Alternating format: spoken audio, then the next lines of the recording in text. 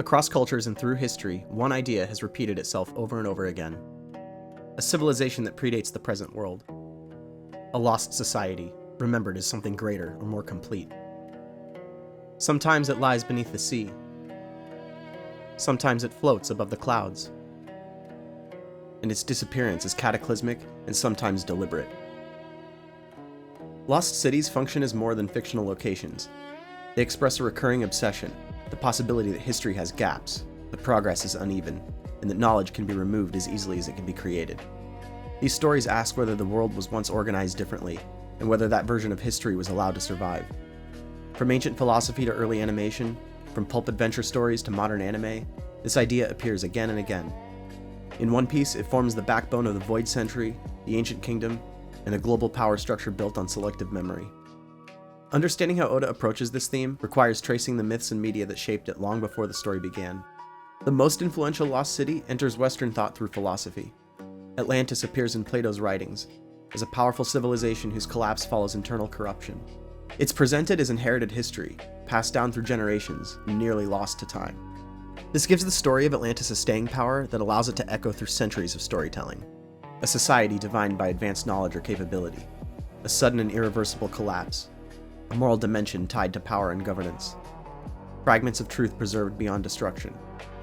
Atlantis is so compelling because it represents evidence that advanced civilizations can regress, that progress can vanish, and that history hasn't moved in a straight line. As the myth evolves, Atlantis reflects the fears and desires of each era.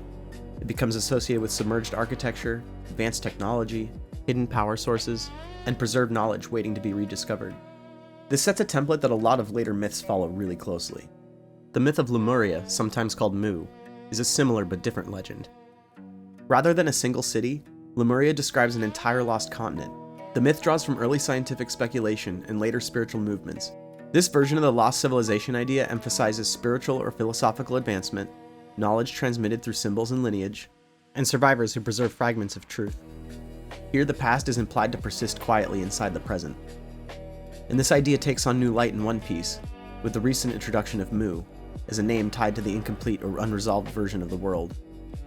The story doesn't clarify what Emu meant or what Mu represents or how it functions, or why it exists in a state of absence, but the name appears and is left intentionally open, positioning itself as something foundational yet unfinished. And with Laputa, the lost city moves to the sky. In Gulliver's Travels, Laputa appears as a floating island, removed from the concerns of the world below. It possesses technological power and exerts influence while remaining socially detached. Its distance from the world reflects a political structure where control operates from above, insulated from consequence. Kinda sounds like the Celestial Dragons. Later adaptations reframe this idea visually and emotionally too. The Fleischer Studios' animated film adaptation of Gulliver's Travels, directed by my great-grandfather Dave Fleischer, emphasizes the adventure, exploration of a new world, and finding tiny people in a hidden society, including a scene that Oda directly references during Dressrosa. Miyazaki's interpretation deepens the theme, portraying a civilization that achieved extraordinary heights and left behind systems no longer fully understood. The characters in Laputa seek it out for different reasons. Whether it be knowledge, held from the wider world, a personal connection rooted in ancestry, archaeological curiosity, or access to overwhelming power. Lineage and inherited knowledge often also becomes a key. Access to the power is determined by inheritance, not conquest, and it reinforces a recurring idea. Some truths only respond to specific voices. By the time animation reclaims this concept, Laputa becomes a symbol of inherited power, preserved technology, and systems that outlast their creators. Dorado developed from a different historical context. The myth grew out of real exploration, exaggerations, colonial ambition, false accounts of wealth concentrated beyond reason. It occupies the edges of maps and the imaginations of those chasing it. And that obsession leaves a trail of destruction. Modern retellings frequently emphasize this dynamic. The city reflects the values of those searching for it, exposing motivations rooted in greed, glory, or validation. In One Piece, treasure and ancient cities operate in the same way. They serve as tests.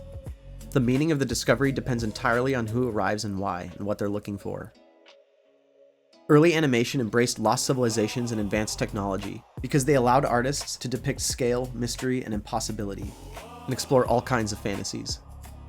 Floating islands, submerged ruins, colossal statues, advanced technology, these images appear repeatedly in Fleischer-era films and cartoons. their Popeye adventures, Superman, and other animated versions of classic literature. Together they establish a shared visual vocabulary that extends into other films, like Harryhausen's stop-motion classics. Studios revisit and refine these ideas over time, and certain patterns solidify.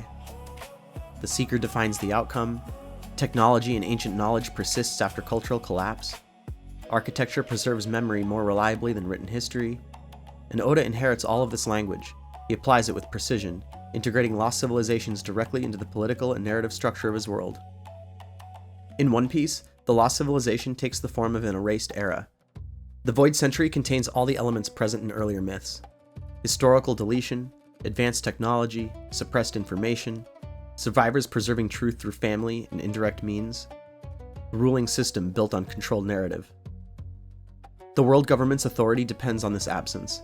Its power structure relies on a version of history that omits critical context, while continuing to draw strength from what was buried or submerged. And even before Atlantis enters philosophy or fiction, we already know that entire worlds really have vanished. Doggerland, a real landmass that once connected Britain to the mainland Europe, existed for thousands of years before rising seas erased it completely. No punishment or villain needed, just time, climate, and inevitability. Dwarka, India's submerged city, was associated with Krishna, long considered a myth and now linked to underwater ruins off the coast of India. Religion, epic, and archaeology overlap. Göbekli Tepe was a civilization before civilization, a supposedly 12,000-year-old ritual site that predates agriculture. It breaks the linear hunter-farmer civilization model, and it suggests that they had advanced symbolic thinking that existed before cities. Even the Younger Dryas impact hypothesis explains the erasure of entire civilizations due to global floods. We see the cross-cultural flood stories that show up in Mesopotamia, the Bible, Hindu texts, Mesoamerica.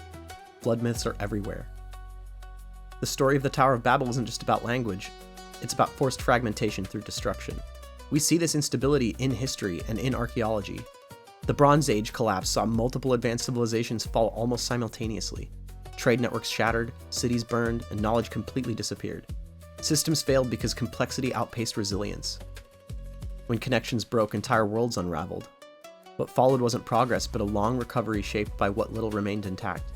We can see a consistent image arise from these stories. These civilizations don't end cleanly, and they're rarely remembered honestly. Only pieces survive. And history just moves forward, carrying the weight of what it no longer fully understands. The people who tried to find the truth about the Void Century were erased. Not unlike the Library of Alexandria, where we lost knowledge through deliberate destruction. There's precedent in history and myth for controlled loss, and we see this show up in One Piece. The world government's suppression is very historically grounded. And the remaining poneglyphs showing pieces of the past is a lot like the ruins we find all over the world. Ancient weapons remain active. Records persist in stone. Knowledge circulates through bloodlines and ruins. Different characters pursue these truths for different reasons.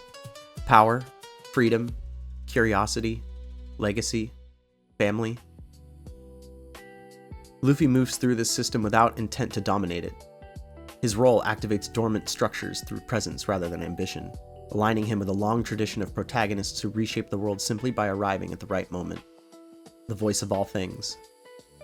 The Lost City responds to Luffy's will. One thing is consistent in these stories.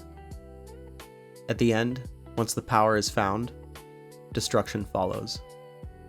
And the city and all its knowledge is always left a little more separate from the rest of the world than when the story started. As if those that found it realized that maybe there was a good reason that it was hidden in the first place. So I wonder, what is the One Piece? Well, according to these myths and what we know in One Piece already, it's very likely that Joyboy, who we know was from the advanced and powerful ancient kingdom, and who represented freedom with no restraints, obtained knowledge related to infinite power. Able to tap into the voice of all things, and able to call upon the powers of the sun god, it seems likely that he attempted to share that power with everyone. What likely happened was an accidental cataclysm which sparked a world-ending scenario. Perhaps the mechanics of this power required making a deal with a sea devil, maybe even Davy Jones, in order to acquire this power. It could be that this was the original sin, the mechanism which began the Devil Fruit game. This would mean that Joyboy inheriting the power of the sun god with the intention of sharing power and freedom with all, accidentally triggered an apocalyptic event. something which may have woken the world serpent from its ancient slumber and threatened the world with complete annihilation.